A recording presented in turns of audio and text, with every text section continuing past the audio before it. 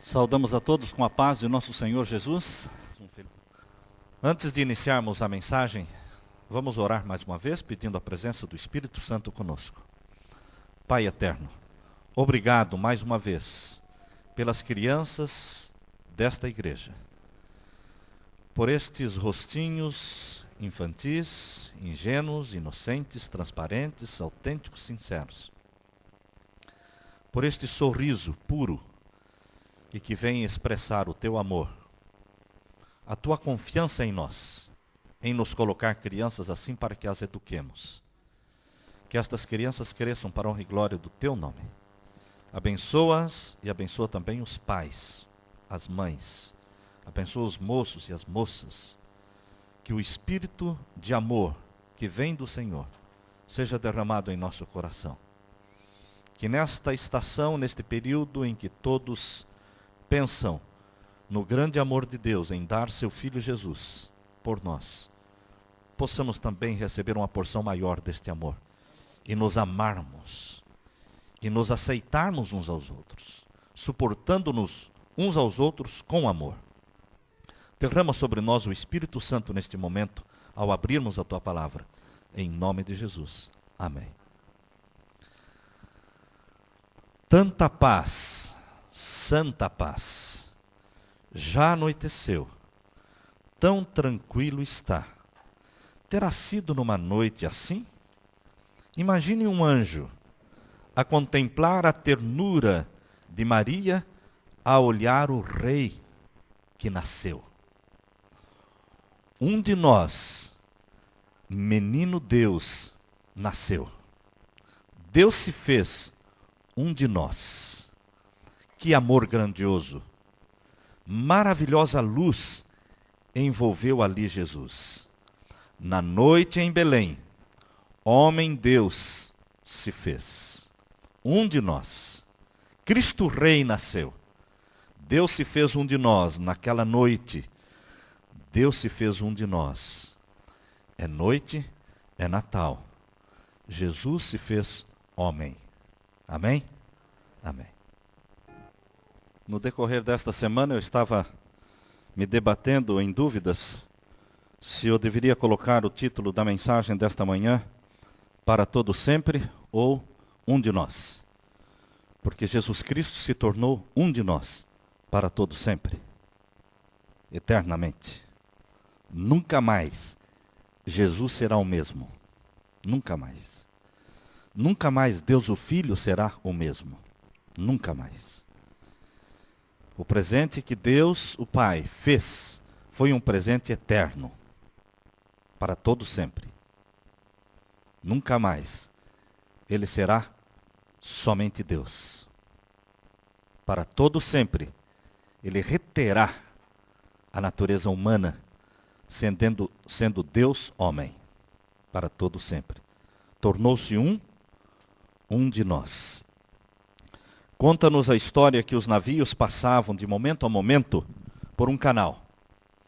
Era um canal por onde os navios passavam e havia uma ponte, uma grande ponte que se levantava para a passagem dos navios e baixava para a passagem dos trens. Trens e navios usavam a mesma ponte. O trabalho do Sir Griffin era de uma responsabilidade imensa. Um velho trabalhador, Sir Griffin, tinha que levantar aquela alavanca pesada para fazer movimentar aquela ponte, levantando-a para a passagem dos navios e baixando-a para a passagem dos trens. Num dado momento, aquela alavanca pesada que fazia levantar a ponte para a passagem dos navios e baixar para os trens, ela foi movimentada pelas mãos calejadas daquele fiel trabalhador. Naquele momento ele viu seu filhinho sair correndo pela ponte afora. Inconsciente dos perigos, ele corria pela ponte e o Sr. Griffin, aquele pobre pai, quando vê a sua criança correndo pela ponte e sabe que um comboio de trens está se aproximando a velocidade para passar pela ponte, e ele tem que baixar a ponte para a passagem dos trens. E ele vê o seu filho brincando na ponte. ele fez uma pergunta para si mesmo: meu filho irá morrer?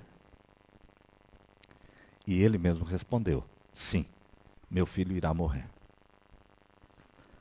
Aquele pai viu seu filhinho ser estraçalhado pelas rodas daquele grande comboio de vagões. Anos mais tarde, quando o Sr. Griffin, já aposentado, passava pelas ruas da sua cidade, ele era conhecido por todos. E todos o admiravam e diziam: eis ali um herói que deu a vida do seu filho para salvar centenas de viajantes. Pesou na mão do Sr. Griffin a vida de centenas de pessoas. Ele poderia ter muito bem deixado a ponte levantada. E os trens, os vagões teriam caído nas águas. E morreriam as centenas de pessoas. Mas ele salvaria o seu filho. Mas ele preferiu dar a vida do seu filho para salvar centenas de pessoas. Há 2000 anos atrás, diríamos um pouco mais de 2000 anos atrás, nosso Pai Celestial puxou a grande alavanca do seu amor e as portas dos céus se abriram e Jesus desceu até este mundo, nascendo da bendita Virgem Maria, tornando-se um de nós. Um de nós. Veio para ficar. Veio para ser membro da família humana para todo o sempre. A Bíblia diz em Gálatas capítulo 4, verso 4. Gálatas capítulo 4, verso 4. Você que tem a sua Bíblia, abra em Gálatas capítulo 4. E o verso 4 nós lemos as palavras de Deus, quando diz: vindo a plenitude dos tempos, Deus enviou seu Filho, nascido de mulher, nascido sob a lei. Na plenitude dos tempos, Jesus nasceu. Jesus nasceu no tempo certo. Os atos de Deus, queridos meus, não são atrasados, nem adiantados. Em sua onisciência, Deus sabia o dia exato do nascimento de Jesus nesta terra. E Deus sabe o dia exato da segunda vinda de Jesus a esta terra. Em seus desígnios, Deus não conhece nem adiantamento e nem tardança. Bendito seja Deus. O Deus que faz as coisas sempre no tempo certo.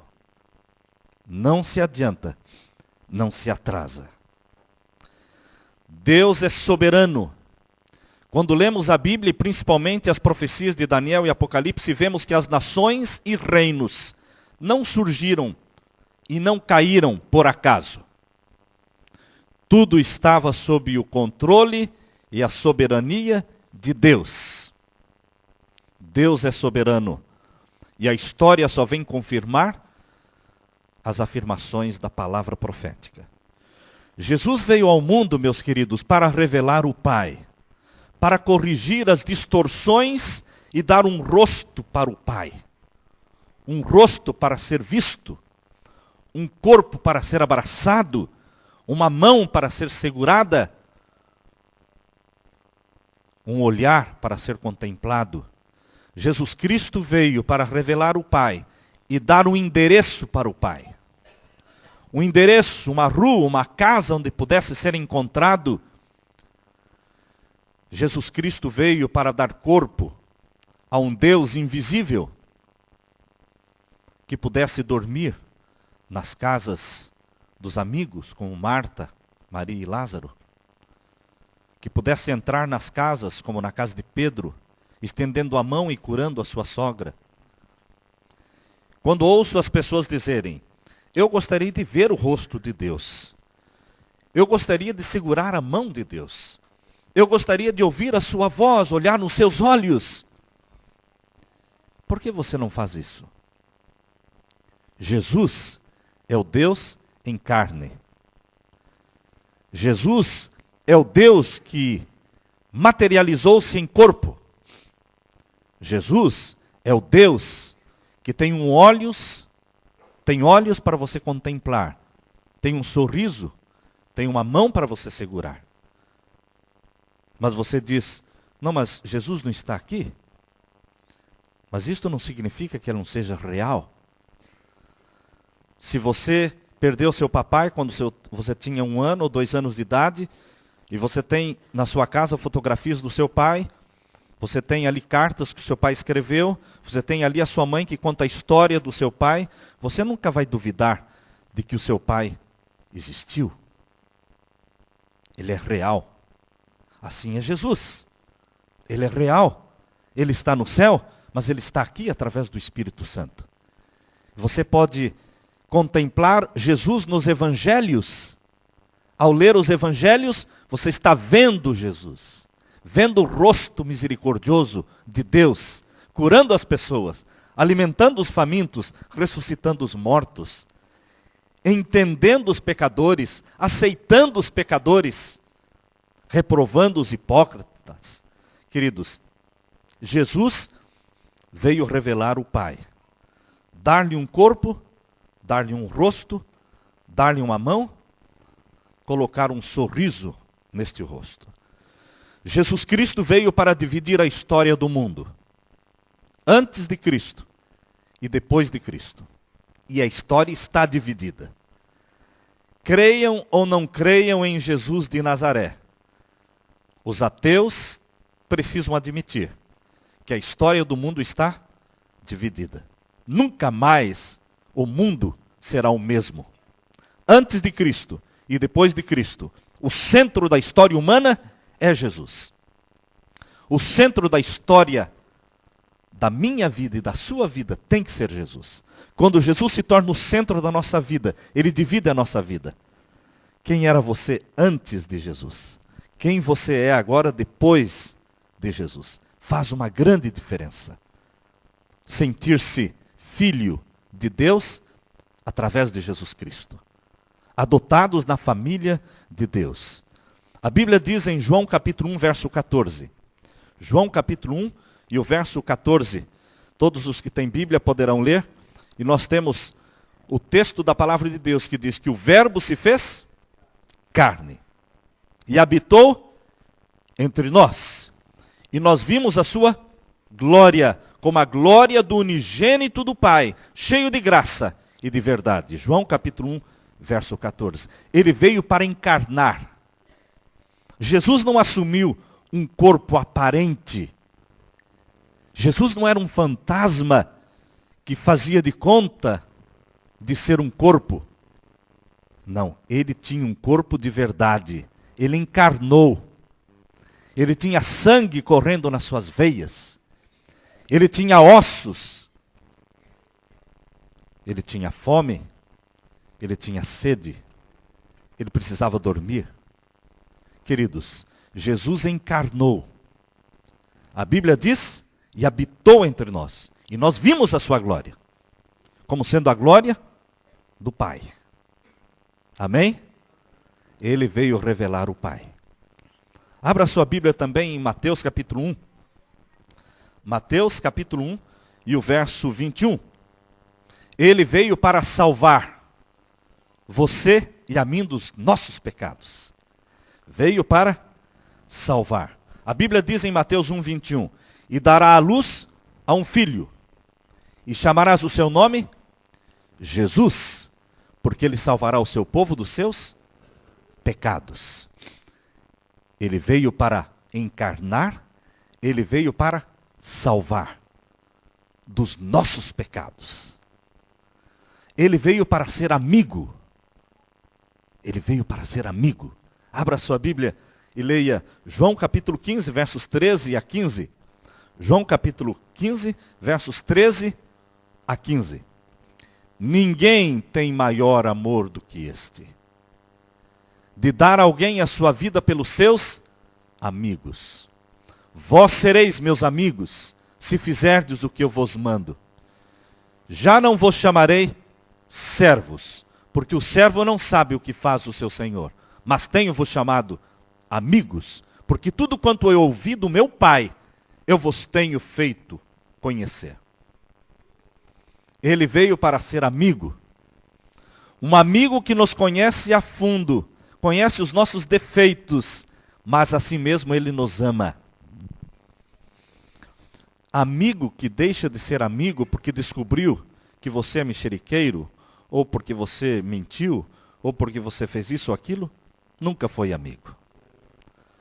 O amigo é aquele que conhece os nossos defeitos e assim mesmo nos ama. Nos ama.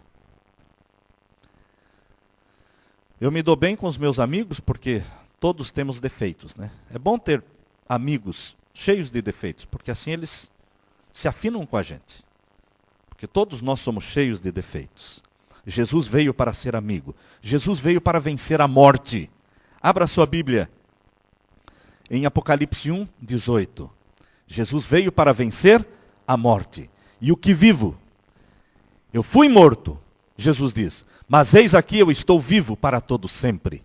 Amém? E tenho as chaves da morte e da sepultura. Eu fui morto, mas estou vivo. E tenho as chaves da morte.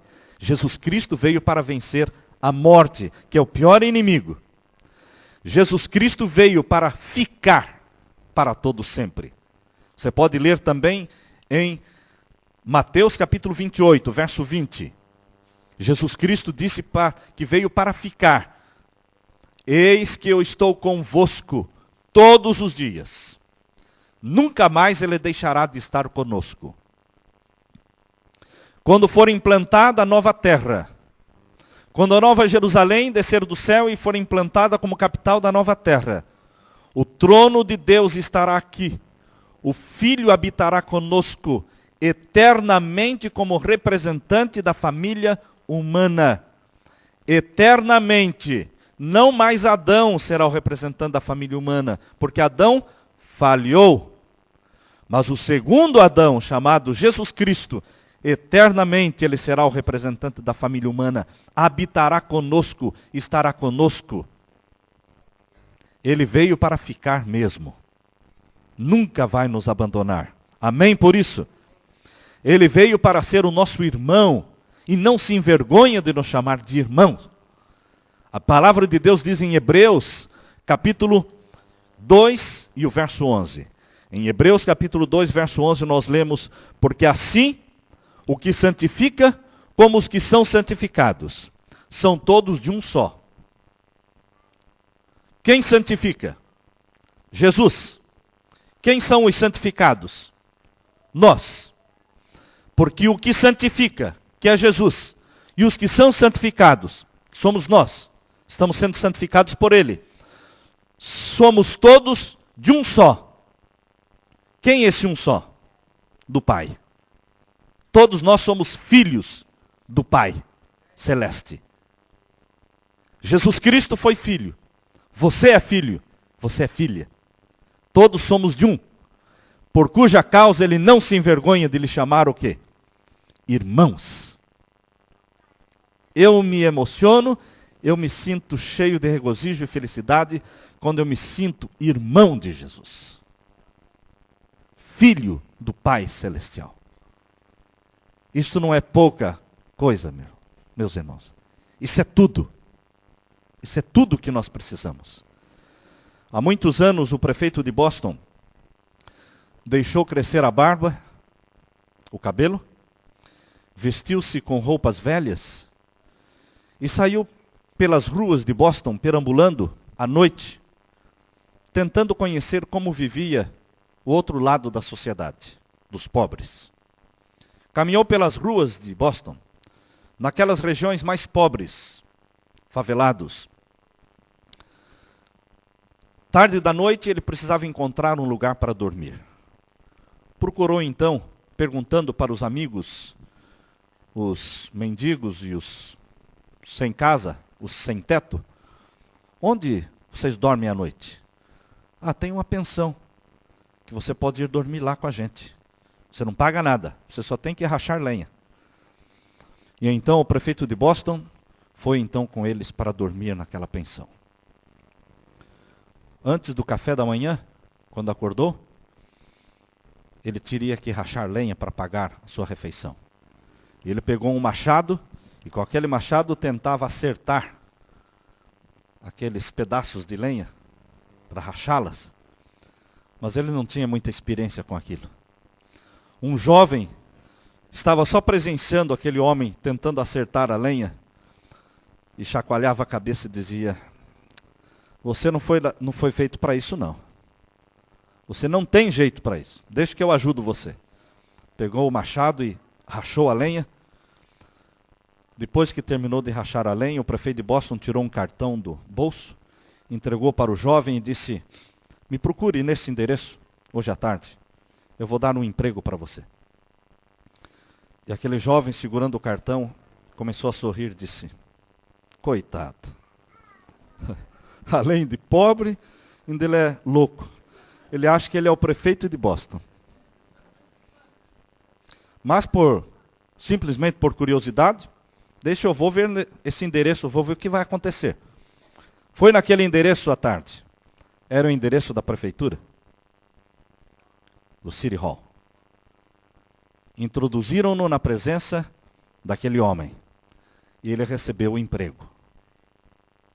Queridos, a disposição do prefeito de Boston de se colocar na posição dos membros menos favorecidos da sociedade é digna de admiração, sim. Mas mais digno de admiração foi o pensamento e a decisão de Jesus em descer ao planeta Terra, não para passar uma noite, não para viver só 33 anos, mas para se tornar homem e ficar para sempre com a natureza humana. Sangue do nosso sangue e carne da nossa carne. Isso é digno de admiração. Não por motivos políticos, nem por motivo de vanglória pessoal, mas para se tornar um de nós, para todo sempre. A serva de Deus diz que ao tomar a nossa natureza, o Salvador ligou-se à humanidade por um laço que jamais se partirá. Grifem esta palavra: jamais se partirá. Ele nos estará ligado por toda a eternidade. Deus amou o mundo de tal maneira que deu seu Filho unigênito.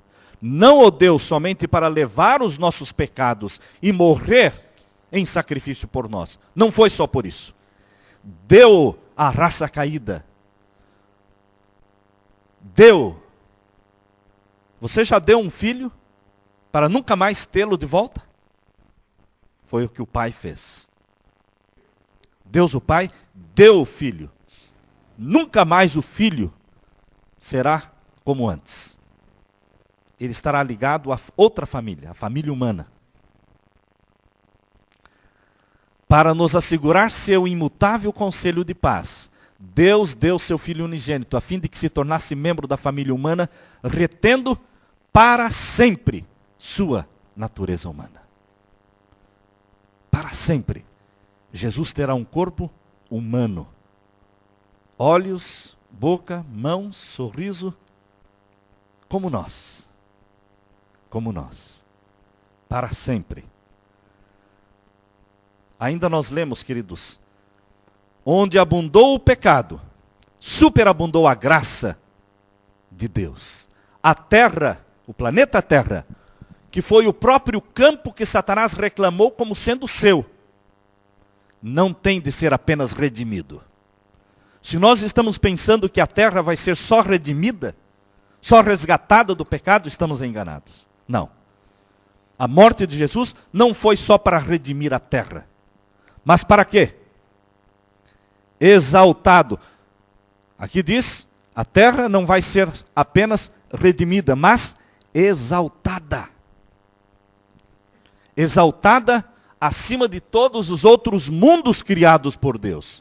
Nosso pequenino mundo, sob a maldição do pecado, a única mancha escura da sua gloriosa criação, será honrado acima de todos os outros mundos do universo de Deus. Aleluia por isso. Deus o Filho fará morada eterna aqui, neste planetinha chamado Terra. Ligando-se a você e a mim, seres mortais, falíveis pecadores, por laços que jamais se partirão. Colocando-nos numa posição superior, porque nos tornamos também mais do que anjos. Nunca vamos ser anjos. Vamos ser mais do que anjos. Porque nós somos filhos e filhas.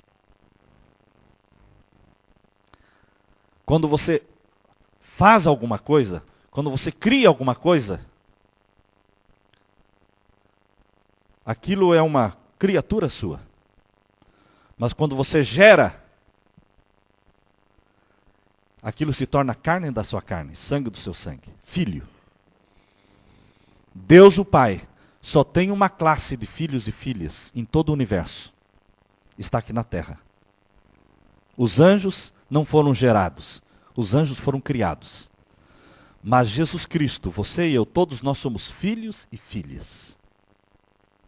Nós temos uma intimidade com o Pai que ninguém tem. Ninguém tem esse acesso ao Pai que nós temos através de Jesus Cristo. Filhos e filhas.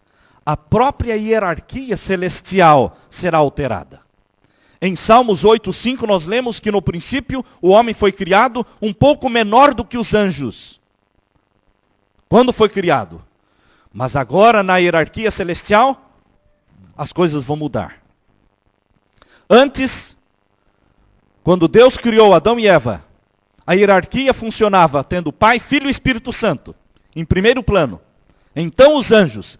E então em terceiro plano, seres humanos. Mas agora que o Deus Filho se tornou homem, um de nós, Ele colocou a família humana numa posição superior a dos anjos não caídos. Amém? Aleluia por isso. Isto é misericórdia de Deus. Isto é graça. A serva de Deus nos diz.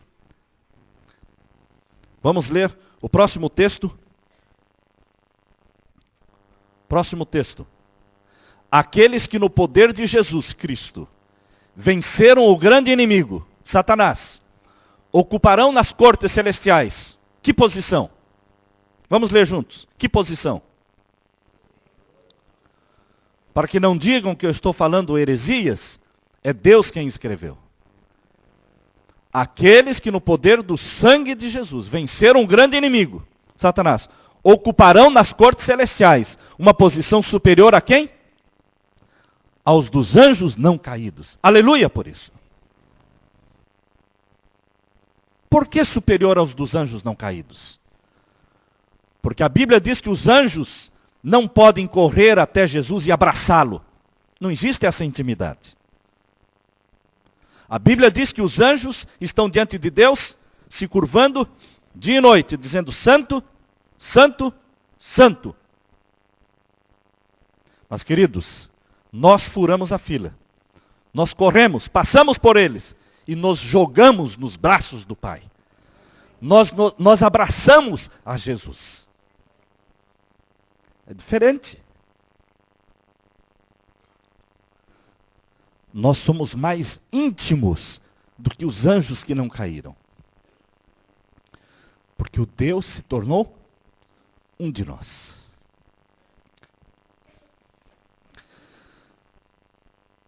Apenas uma lembrança permanece para todo sempre. Apenas uma lembrança. A serva de Deus diz: nosso Redentor sempre levará. Você tem esse texto aí? Apenas uma lembrança resta. Nosso Redentor sempre levará os sinais da sua crucifixão. Isso nunca vai sair.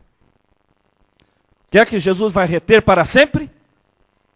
Os sinais nas mãos, os sinais nos pés, os sinais no lado, os sinais na fronte. A fronte de Jesus não vai ter uma cirurgia plástica. Não. Então, a permanent scar,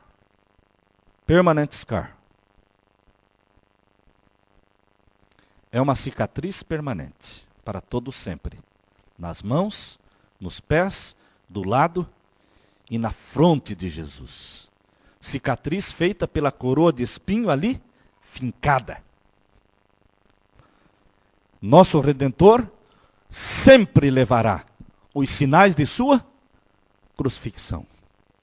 Em sua fronte ferida, em seu lado, em suas mãos, em seus pés, estão os únicos vestígios da obra cruel que o pecado efetuou. Isto está no livro que vocês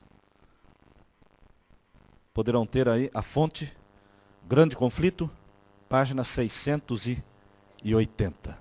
Através das eras intérminas, os ferimentos do Calvário lhe proclamarão o louvor e declararão o seu poder. Meus queridos, há muito tempo o Senhor me apareceu, disse Jeremias 31, verso 3. Jeremias 31, verso 3. Jeremias disse: há muito que o Senhor me apareceu dizendo, com amor eterno eu te amei, com amorável benignidade eu te atraí. Eu posso dizer também que há muitos anos, quando eu tinha meus 17 anos, era um adolescente de 17 anos, há muitos anos, 34 anos, o Senhor me apareceu e me disse, com amor eterno eu te amei, com benignidade eu te atraí. Durante esses longos 34 anos, eu confesso que nós temos caminhado juntos. Esta é uma amizade que dura apesar dele conhecer os meus defeitos. Este é o ponto. A amizade com Jesus não depende de ser perfeito. Não. Porque a amizade com Jesus e essa dependência de Jesus, ela está vinculada ao fato de sermos dependentes, carentes, defeitosos, fracos. Mas somos irmãos dele. Não importa se o bandido está na cadeia, o pecado que ele cometeu, o ato que ele cometeu, se é o seu irmão, você diz, é meu irmão, paciência, o que eu vou fazer? Não é assim? Escuta, mas você ainda ama aquele sujeito? Imaginem os familiares do sniper, né? O serial killer. Imagina o irmão dele, ou quem sabe a mãe dele, ou que... Alguém, escuta, mas vocês não têm vergonha de ter um irmão desse? É meu irmão. Se ninguém vai visitá-lo, eu vou. É meu irmão, é meu sangue.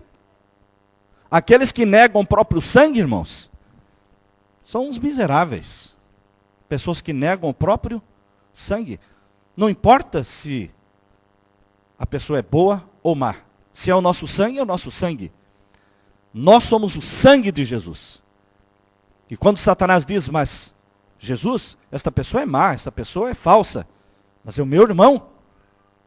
Eu morri por ele. Ele me aceitou como Salvador.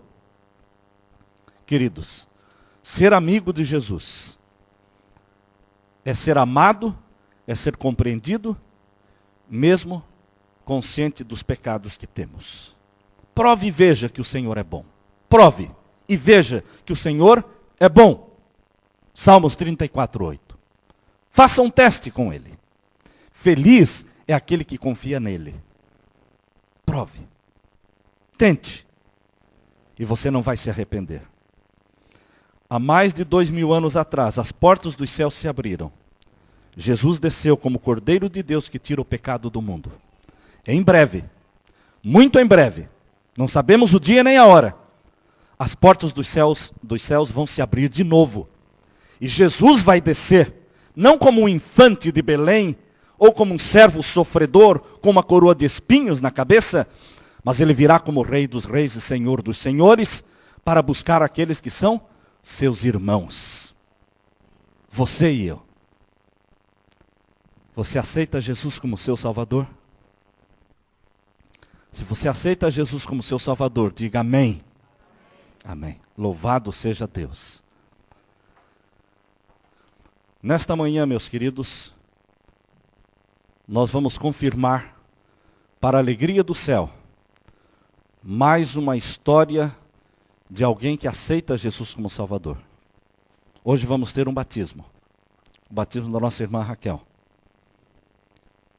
Queremos convidá-la para que venha aqui à frente. No dia 31 vamos ter outros batismos.